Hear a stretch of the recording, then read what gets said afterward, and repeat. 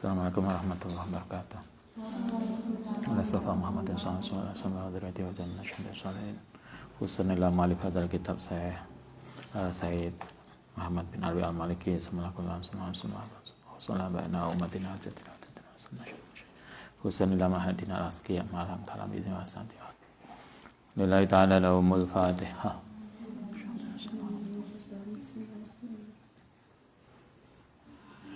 Bismillahirrahmanirrahim. Halaman 156. Ar-radha'atu wal hadonatu. Ar-radha'atu rodok menyusui, wal hadonah lan pengasuhan anak. Menyusui dan pengasuhan anak. Gamalan barang ya ta'alaku yang berhubungan bima kelan persoalan rodok dan hadonah. Labuda mesti likuli hayin kedua segala sesuatu yang hidup apa min hidatin saking gizi hidak yahfadu kang menjaga sihat tahu ing kesehatane. Setiap orang butuh gizi agar dia bisa tetap hidup dengan sehat. Wayakumu lan menuhi biaudi kelan kemampuane, tetapi tentu makanan bergizi itu sesuai dengan kemampuan masing-masing. Wayah talifu lan berbeda-beda apal hidau kebutuhan gizi bikhtilafi mu'atoi muta'atihi sesuai dengan pemberinya, atau ya kita kan kebutuhan kita beda-beda toh. Yang gede mangane mungkin akeh daripada yang lebih kurus, begitu juga seterusnya. Fakot yasluhu teman-teman patut lihat apa barang ya duru yang membahayakan apa bidaka kelan kepentingan hidak tadi wabil aksi lan sebaliknya walabanu lan susu lil atfali kedua anak-anak wawa iku al hidau menjadi kebutuhan nutrisi gizi kuluhu seluruhnya aw juluhu wa afdaluhu utai sebaik-baiknya gizi nutrisi wa atyabu lan sebaiknya iku almumattasu sesuatu yang murni min dambil umi saking air susu ibu as-sahihati yang baik ba'dal wiladati setelah melahirkan.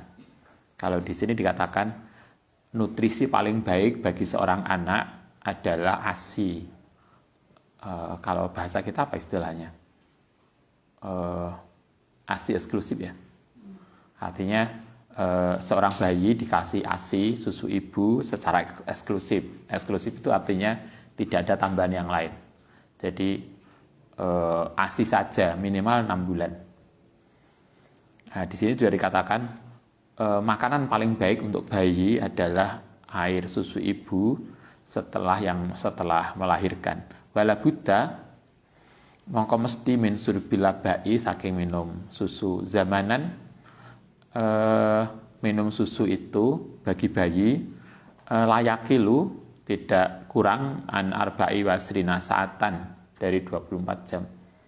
Jadi setelah melahirkan kemudian bayi ibu biasanya akan mengeluarkan ASI dan itu yang akan menjadi nutrisi paling baik bagi anaknya. 5 fihi min fawaid thayyibatin maring memberikan faedah yang baik li salamati tifli untuk kebaikan anak bayinya wa taqabi sihatihi lan untuk menjaga kesehatannya. Wala yang bagi tetapi tidak patut apa ar-radha'u menyusui minal umi saking seorang ibu al-musobati yang terkena bil marodi kelan sakit al-waroi artinya sakit yang tampak. Tapi bagi seorang ibu yang lagi kurang sehat, mungkin kena penyakit, hendaknya tidak menyusui sementara pada bayinya. Kasili koyo penyakit TBC, bijami akwani kelan macem-maceme. Kenapa ibu yang sakit hendaknya tidak menyusui untuk sementara waktu? Li'annau kuyazidu bisa menambahi fiha ing dalam lemai ibu justru itu akan bisa melemahkan ibunya. Wayang takilu lan bisa pindah bihi kelawan ma minha saking ibu ila waladiha maring anaknya. Sakitnya ibu kadang kemudian bisa nular anaknya. Ibu anget panas gitu kan, biasanya anak ikut panas toh. Karena itulah kemudian di sini juga dikatakan hendaknya ketika ibu sakit, karena itu ketika seorang ibu punya anak kecil, benar-benar harus dijaga kesehatannya. Nah, yang harus menjaga suaminya. Bagaimana kemudian istrinya tidak terlalu capek karena dia menyusui. Nah, itu harus dijaga. Sehingga suami yang baik itu kan harus itu toh. Kalau Anda baca biografinya, apa itu namanya? Dialognya Bu Nuriyah, Gus Dur, ketika ditanya apa yang paling mengesankan dari Gus Dur, salah satu yang disampaikan yang saya ingat ketika itu adalah kata Bu Nuriyah, ketika Bu Nuriyah melahirkan anak-anak beliau yang kecil, itu malam bangun minta mie, itu Gus Dur yang datang mengambilkan bayinya, digendong, diletakkan di pangkuan istrinya, setelah selesai mie diambil lagi, diletakkan di tempat bayi. Jadi gak bapak itu turu. Kan biasanya nek sing bapak itu turu iku urusan-urusane mak ya. Enggak. Kenapa harus begitu? Karena untuk menjaga agar ibunya tidak terlalu capek. Karena kalau capek nanti sakit, maka anaknya juga akan terdampak. Karena itu carilah suami yang ditakoni. Bisa kan gitu toh. Perjanjian. Bukan perjanjian lah, paling enggak kesefahaman. Wala waktun mahdudun, tidak ada waktu yang dibatasi lirodoati maring menyusui. Kapan waktu menyusui? Tidak ada batas waktu. Maksudnya sehari semalam itu harus berapa kali, tidak ada. Pokoknya bayi luwe, bayi lapar ya nyusu. Bukan kok iki jatah kayak makan orang dewasa, sehari semalam makannya 3 kali. Bayi 4 kali, enggak. Jadi tidak ada batasan waktu untuk kapan bayi itu nyusui. Ila annahu ayakuna, kecuali yang ana sapa bayi iku indal hajati, ketika butuh ilahi maring rondo. Pokoknya butuh nyusu ya nyusu.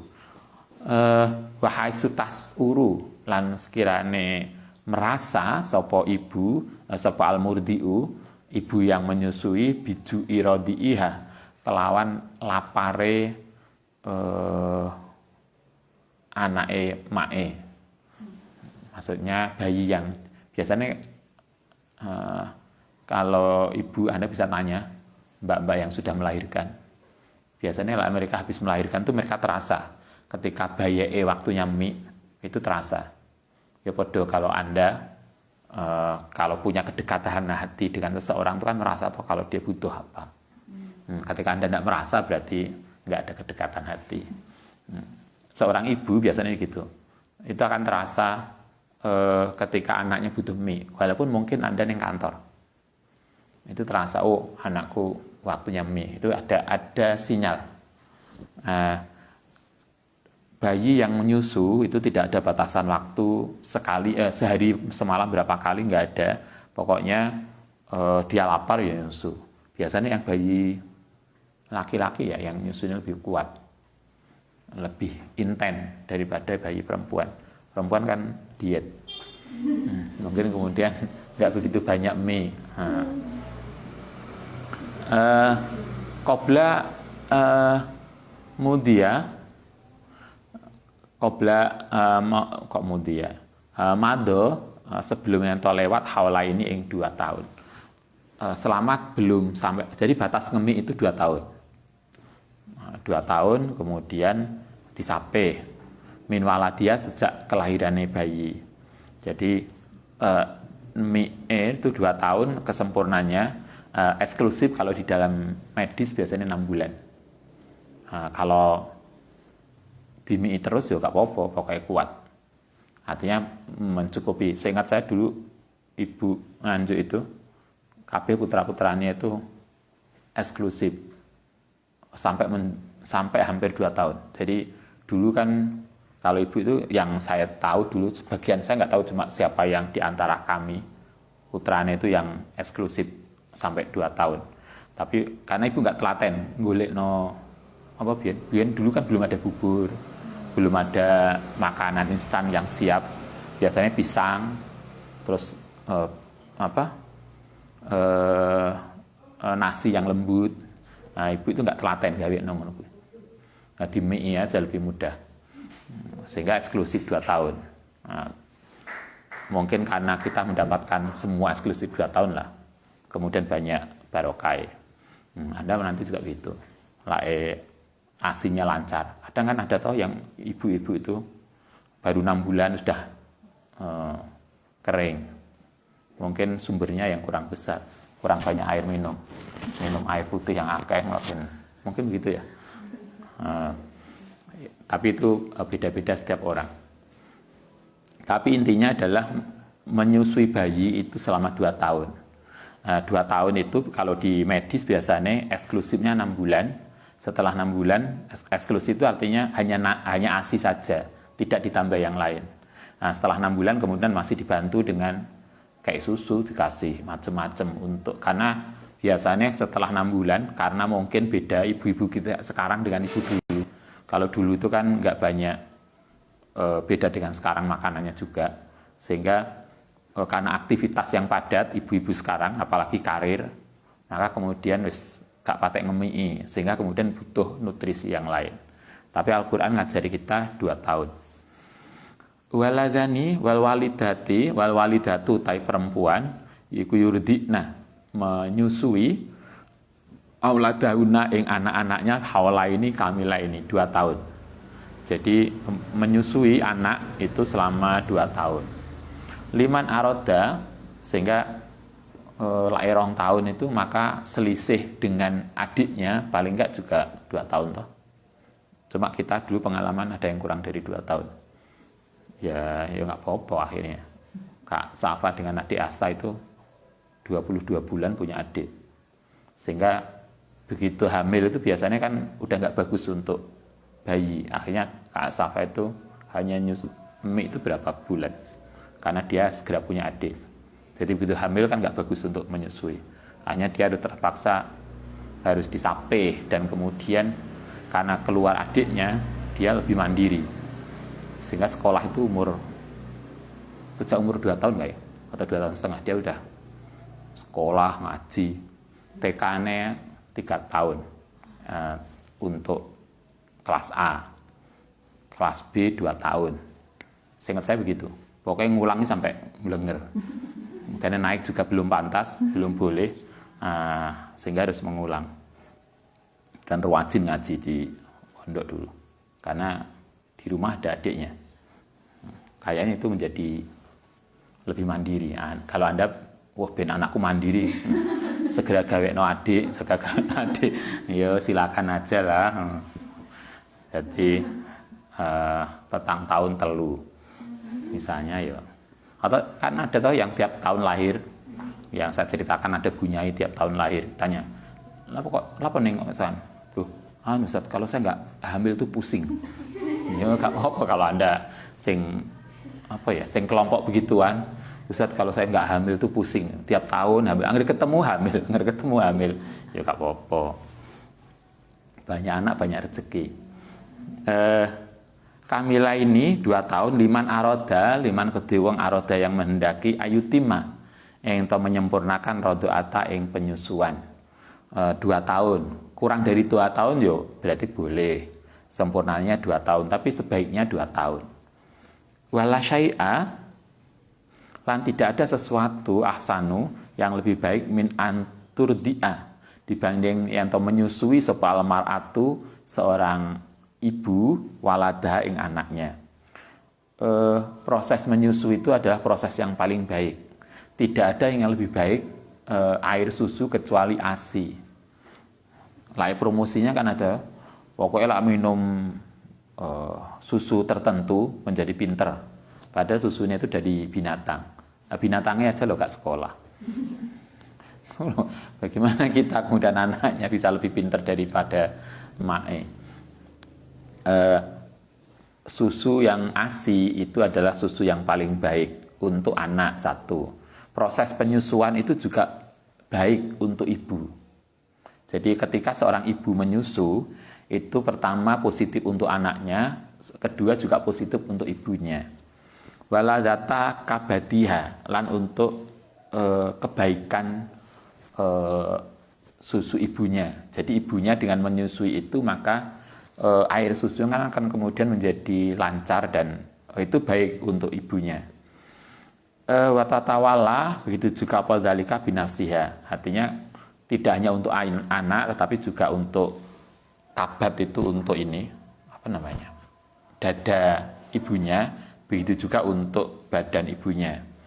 Fahiyaku asfaku, menjadi lebih peka alai ngatasi walat min ayil mar'at min ayati imro'atin ukhra dibanding perempuan yang lain. Artinya seorang ibu yang menyusui anaknya, maka dia akan melatih mempunyai kepekaan hubungan batin yang kuat antara anak dan ibu. Wabil atfi, lan juga mempunyai pengaruh positif pada kedekatan, wal hanani lan kasih sayang. Alladzi tadumu, yang mengumpulkan fihi ing dalam proses penyusuan alwalada ing anak ila sodriha maring dadane ibu. Ketika menyusu itu kan anak didekap di dalam dekapan dadane ibu. Itu akan menumbuhkan kedekatan dan kasih sayang antara anak dan orang tua. Yazidu, akan memberikan tambahan namuhu ing perkembangannya anak, wanti suhu lan kehidupannya anak. Anak merasakan lebih nyaman, psikologisnya menjadi lebih baik. Buat tuqawiyah, lan menguatkan asilata ing relasi bainahuma, bainaha antarane ibu, wa bainahu lan antarane anak. Wa tashuru, lan bisa merasakan apa ini tadi, proses rodoah tadi, bila zatil umumati, yang nikmatnya menjadi ibu. Kalau Anda tidak akan bisa merasakan nikmatnya dari ibu kalau Anda belum pernah ngelahirno dan menyusui. Justru di proses penyusuan itulah kemudian seorang perempuan menikmati rasanya nikmatnya dari ibu. Wa ta'rifu, lan akan memberikan pengetahuan kaifiyat tarbiyati ing proses pendidikan, wa usuliha, lan dasar-dasar tarbiyah al-mutba'ati yang diikuti. Disitulah mulai muncul proses pendidikan awal. Ketika Anda nyusui anaknya, nanti kalau sudah menikah punya anak, ketika proses menyusui itu kan bagaimana kita ngeneng-ngeneng anaknya. Gak kok kemudian teblek itu kawan turu toh. Ayo turu, malah gak turu. Atau dulu masih ingat, anaknya gak mau makan, malah dicetoli toh. Ben dia nangis terus delep, nangis delep. Ini nyusui anak, kok nyusui iwak. Itu kan kayak masih makan anak edoro, angger mangap diloloi. Anak kita kan bukan anak edoro. Itu kan.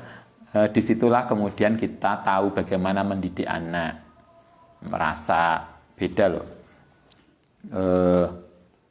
Biasanya kemudian dia sambil disusui ibunya yang baik sambil maca selawat, itu kan memperdengarkan selawat di telinga bayi sehingga tidur. Itu luar biasa. Kalau dulu Ustaz tuh anak pertama yang Mas Adik itu gawan bayi luar biasa. Begitu lahirnya Jumat Kliwon. Itu hari-hari yang bagi orang Jawa itu hari paling berat toh. Jumat Kliwon, habis Jumatan lahir, habis asar. Nah, sejak lahir kemudian ada bermasalah sehingga pernah koma seminggu kecilannya itu Mas Adik di rumah sakit, sehingga kemudian sampai sekarang. Tetapi begitu pulang dari rumah sakit sehat, setiap malam, setiap jam 09.00 bengi begini habis isya itu mesti melek itu melek gitu ya, nggak tidur maksudnya melek. Melek gak turu dan minta gendong, dan kalau digendong itu nggak mau kita duduk, kita harus berdiri. dan itu baru mau tidur azan subuh. Itu selama sampai 40 hari. Coba. Itu loh suka dukanya punya anak.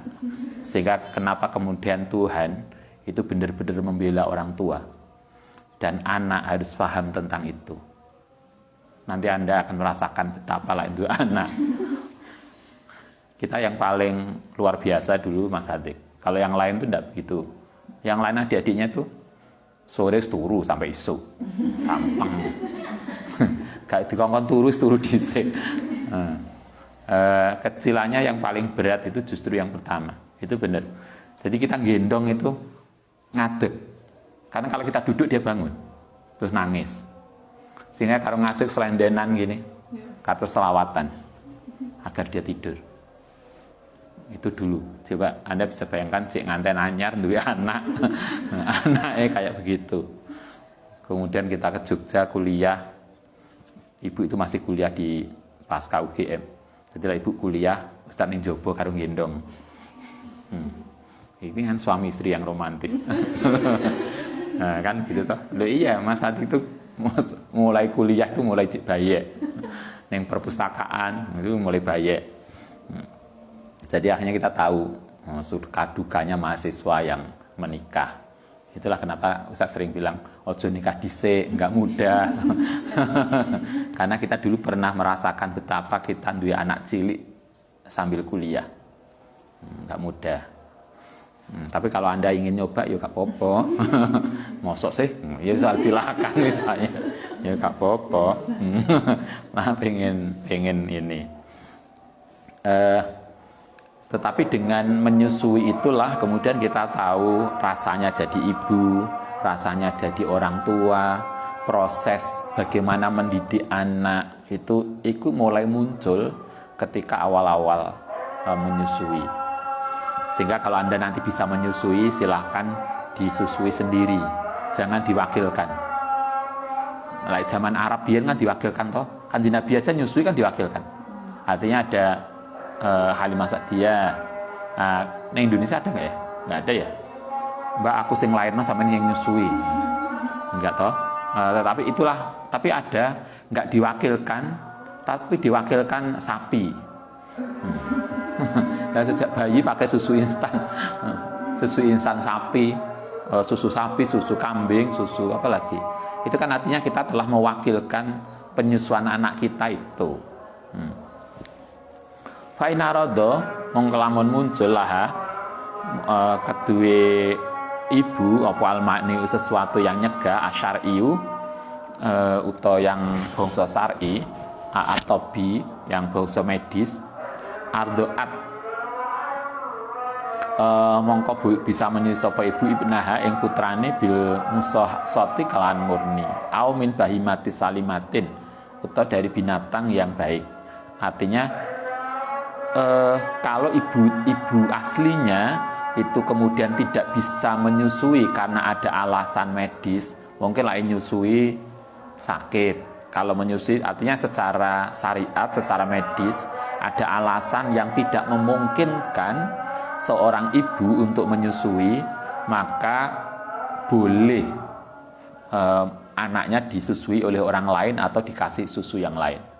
Tadi artinya ngasih susu ke anak kita dengan susu instan itu adalah dilakukan ketika kita tidak memungkinkan untuk menyusui sendiri.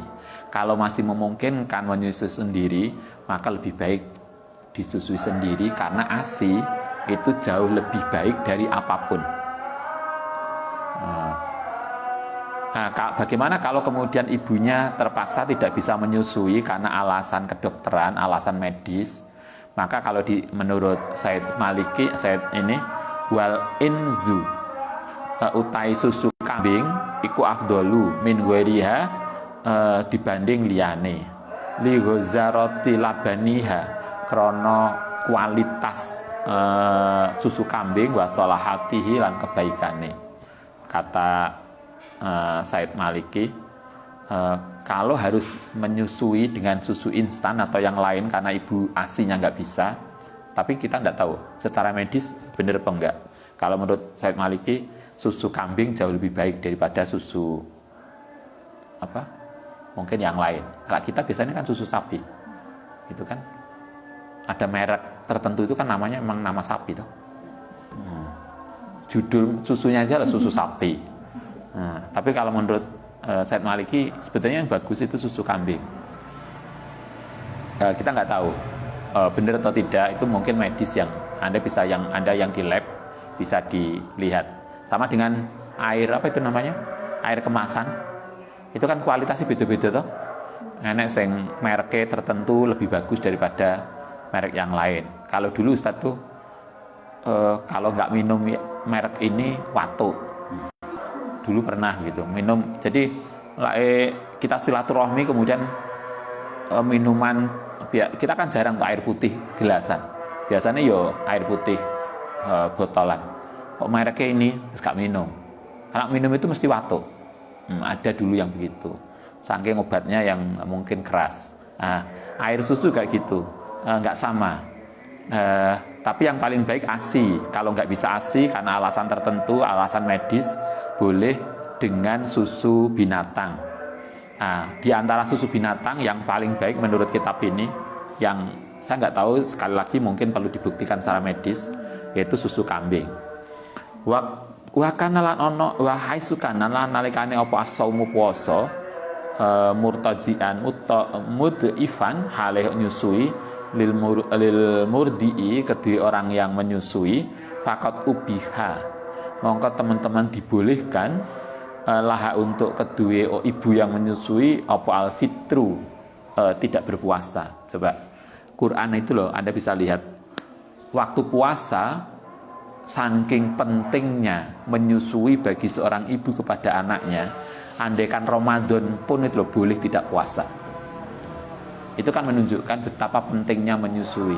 Gak ada tuh alasan Ramadan boleh nggak poso kecuali menyusui. Yang kedua karena perjalanan berat. Kan itu aja. Coba. Itu kan menunjukkan betapa pentingnya menyusui, sampai andaikan dia menyusui ada poso Ramadan pun boleh loh gak poso karena alasan menyusui. Itu menunjukkan, kalau di sini menunjukkan pentingnya menyusui, sehingga tidak ada alasan bagi Anda, bagi kita seorang ibu yang bisa menyusui anaknya kemudian tidak mau menyusui. Wong poso aja lo boleh ditinggal hanya untuk menyusui anaknya. Wala tasiru lan ora dadi apa aradau ridhoatu proses penyusuan syariatan wa yahrumu lan menjadi haram dia kelan rodoah apa ma barang yahrumu. Maksudnya ini ada kurang kayaknya kalimatnya. Kayaknya begitu. Wa yahrumu biha ma yahrumu binasabi. Menyusui itu karena dia itu ada transfer, tidak hanya transfer fisik tetapi juga ada psikologisnya, maka orang yang menyusui itu menjadi hubungannya nasab. Sehingga karena itu kan ada toh, kalau ada orang lain ngemii anake tanggane, maka dia menjadi nasab, sehingga menjadi istilah kita apa? Rodo, hubungan rodo. Itu menunjukkan bahwa rodo menyusui itu punya peran penting, hubungan antara yang disusui dengan yang menyusui, itu satu. Itu juga punya nilai penting di dalam banyak hal. Sampai kemudian karena menyusui, maka dia menjadi nasab bagi hubungan keduanya. Nah sekarang bagaimana menyusui yang kemudian menjadi nasab? Ila idza kanat qoblal haulaini, yaitu menyusui yang bayinya belum umur 2 tahun. Bagaimana kalau lebih dari 2 tahun? Mungkin anak itu bayi gede, wis umur 2 tahun luwih cik nyusu, cik ngemi. Ya, kalau lebih dari 2 tahun maka tidak dianggap rodo. Dulu pernah enek Basul Masail. Bagaimana kalau suaminya ngemi istrinya? Misalnya, apa kemudian suaminya jadi anaknya? Ya enggak, karena suaminya kan udah lebih umur 2 tahun toh. Berarti tidak lagi. biasanya kan ada toh, dulu kita pernah bahas masalah itu. Kalau ada seorang suami kemudian ngemik istrinya, maka dia tidak menjadi anaknya. Anaknya jadi akhirnya jadi anak itu pertama. Suaminya jadi anak pertamanya. Itu enggak akan jadi yang menjadi rodho itu adalah ketika anak itu umur kurang dari 2 tahun. Berapa kali satu anaknya umur 2 tahun? Berapa kali kemudian bisa menyebabkan rodho nasab? Wa yaiku khamsu rodhoatin, yaitu 5 kali susuan mutafarikotin yang terpisah. Jadi kalau ada anak Anda, anak kita kemudian di pembantu, biasanya gitu toh, karena pembantu masih produktif, dua anak cilik biyen. Kasusnya kan ada toh yang di teman kita di dosen, dia punya pembantu yang tidak terlalu tua. Dan adalah pembantu itu ketika bantu di rumah dia juga punya anak kecil yang lagi menyusu, sehingga anaknya cilik itu loro, anaknya teman dosen itu dan anak pembantunya. Nah, ketika ibunya tadi sering ke kampus, kadang pembantunya itu nggak telaten untuk oleh ibunya sudah disiapkan ASI. Kan ASI itu bisa diperah ya, kalau diperah koyok sapi. Dipompa. Bahasanya padahal doa itu jan. Tapi beda bahasanya, dipompa kemudian disimpan di freezer. Nah, itu bisa kuat beberapa hari. Oleh ibunya sudah disiapkan kalau pas di rumah dipompakan ASI, nanti kalau dia ke kampus nanti tinggal kalau bayinya lapar tinggal ngasihkan. Tapi kadang pembantunya enggak telaten. Makanya dia juga punya ASI. Jadilah anaknya juragane lapar nangis ya langsung dimii. Kalau dimii sampai 5 kali, sekarang dimii sampai kencang, meneng, turu. Besok dimii lagi sampai 5 kali, maka bayi itu akan dihukumi selain anaknya ibunya sendiri, dia juga anaknya pembantunya. Sehingga dia tidak boleh nikah dengan anaknya pembantu karena sama-sama rodho. Nah, celakanya kasus kemarin itu adalah pembantunya itu bukan hanya bantu di dia, sebelumnya bantu di tempat lain dan melakukan hal yang sama. Jadi pokoknya anak itu akan nangis di mii. Akhirnya kan dia bingung. Oh ya Bu, harus dilacak, dia harus ditanya, dia ngemui anak sopo ae. Karena jangan-jangan nanti besar anaknya dia ini kenalan ambek iku ning kampus. Odo naksire, padahal iku rodho. Itu loh yang harus kita jaga. Bisa menjadi rodho itu adalah 5 kali susuan yang berbeda sampai kenyang. Sekali disusui biasanya kan sampai kenyang. Kemudian besok lagi sampai 5 kali. Wa innama rodhoatu tangi pestine utai rodho iku minal majaati saking lapar. Jadi bayi lapar nangis kemudian disusui sampai kenyang. Wala rodho'a lan tidak ada hubungan rodho ilama, artinya tidak akan menjadi hukum rodho ilama kecuali barang ansaza yang memberikan kekuatan al-azma ing tulang wa ambatalan menumbuhkan al-lahma ing daging. Artinya susuan tadi kan karena dia lapar disusui dan air susunya itu karena sampai kenyang maka bisa tumbuh menjadi tulang dan daging. Sehingga harus 5 kali. Karena dihitung 5 kali itu punya kontribusi untuk pembentukan tubuh. Itu sebagian ulama begitu. Tetapi sebagian ulama ada yang malah tanpa syarat. Kalau ini kan dulu syaratnya 10 kali toh. Awalnya 10 kali, kemudian menjadi 5 kali. Sebagian ulama bahkan ada yang tanpa syarat. Wa ba'dul fuqaha'i utai sebagian fuqaha iku lam yastarid, tidak mempersyaratkan khamsa rodhoatin. Tidak harus 5. Innama mujarrati rodhoati, sing penting adalah disusui walau kudrotan, walaupun senajan hanya sekali disusui pisan, itu bisa yuharimu, bisa menjadi mahram. Ini malah bahaya nih. Nah, cuma pisan jadi mahram, kita mungkin tidak jarang tuh di masyarakat kita, karena saking api etonggone tonggone nangis dimii. Itu kan malah mengkhawatirkan. Paling enggak 5 kali lah yang tadi, atau kita belum jaga itu. Wala tajibu. Nah, sekarang begini, bagaimana kalau antara suami istri tadi cerai? Jadi mari melahirkan ternyata cerai, atau di dalam hamil cerai. Kemudian setelah anaknya lahir, maka siapa yang berkewajiban untuk menyusui? Karena anak itu kan dinasabkan kepada bapaknya, bukan kepada ibunya toh. Karena itu kalau anak itu dinasabkan kepada bapaknya, maka mestinya yang kewajiban memberikan susu kepada bayi adalah bapaknya. Karena itu fala tajibu mongko tidak wajib apa an-nafaqatu memberikan nafkah lil murdi'i maring perempuan yang menyusui al mutallaqati yang terceraikan. Lakin tastahiku bisa mempunyai hak sapa mar'ah ujrotan radoi ing opae rodo. Kalau ada seorang ibu cerai dengan suaminya ketika itu punya anak kecil yang wajib disusui, maka karena ibunya sudah cerai dengan ayahnya, maka ibu tadi tidak punya hak untuk minta nafkah. Tetapi ibu tadi mempunyai hak untuk minta upah nyusui. Karena yang wajib untuk nyusui itu bapaknya.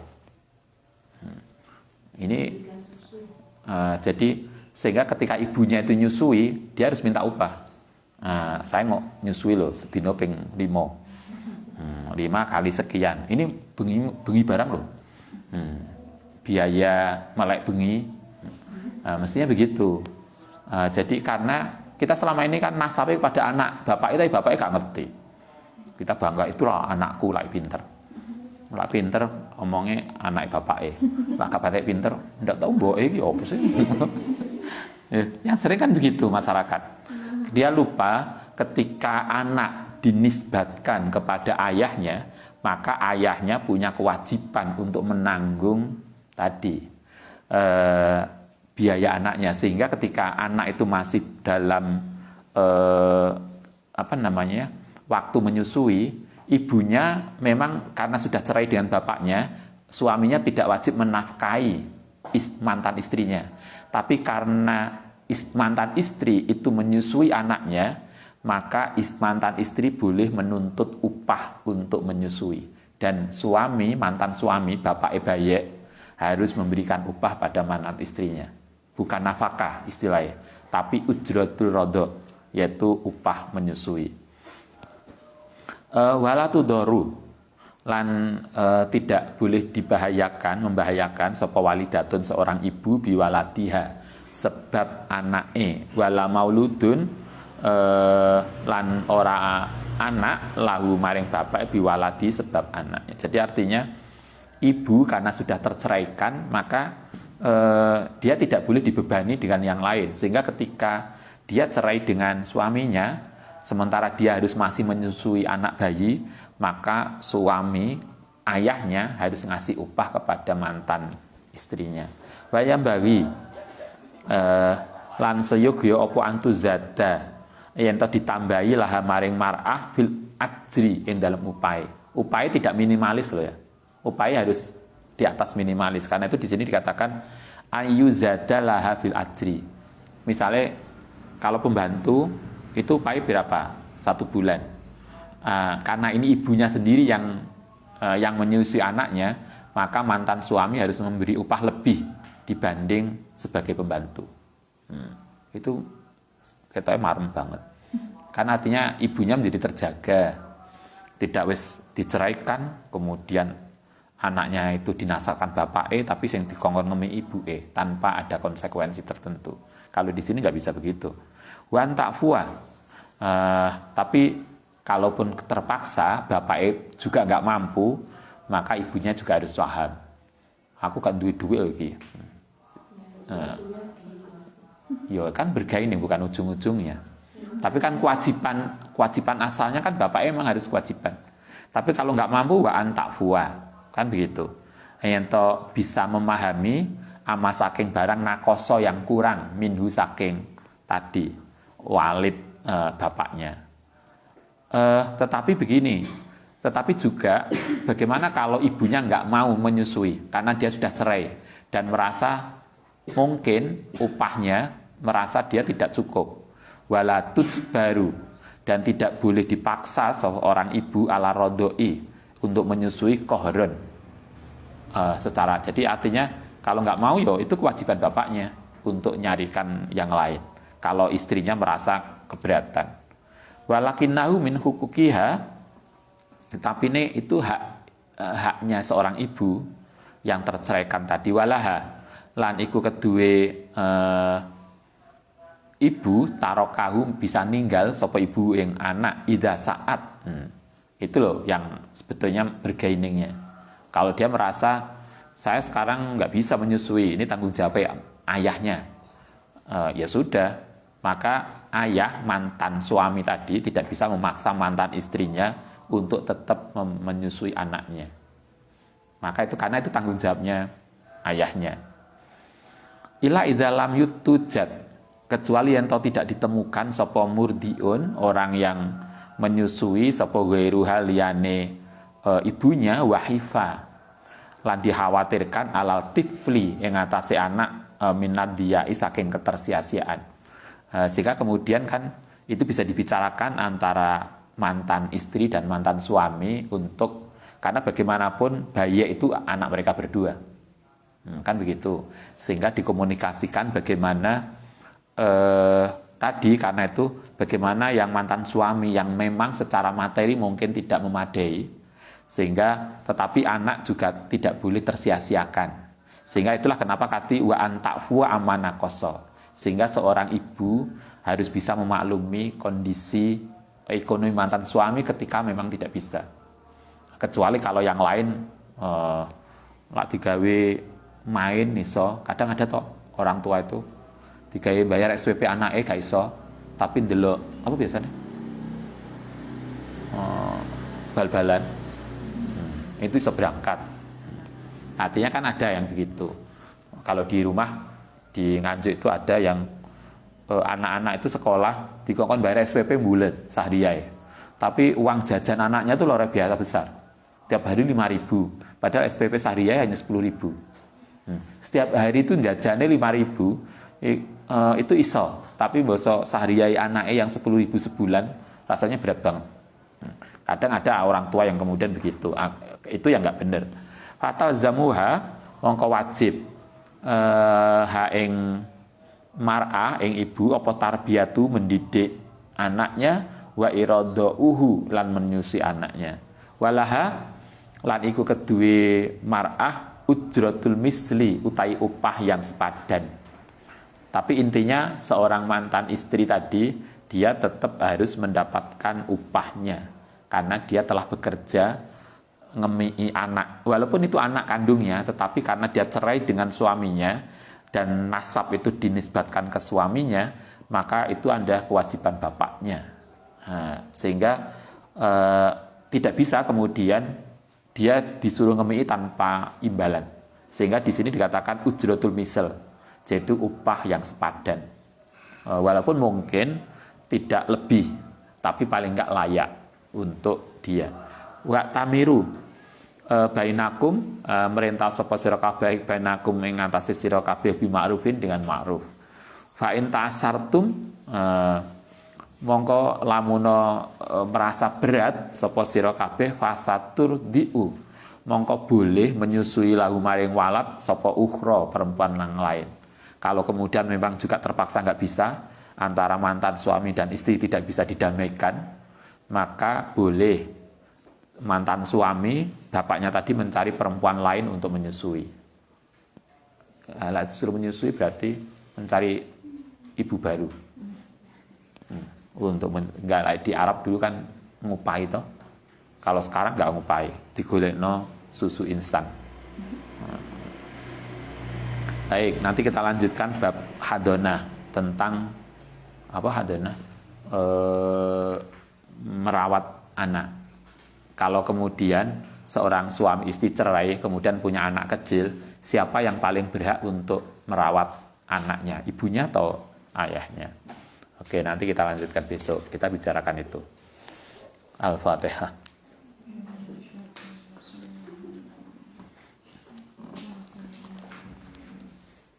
Nafa'na bima 'allamtana علمنا ينفعنا وبفقهنا وفقهنا وقراباتنا ديننا ربنا انفعنا بما علمتنا رب علمنا الذي ينفعنا وبفقهنا وفقهنا وقراباتنا في ديننا. Assalamualaikum warahmatullahi wabarakatuh.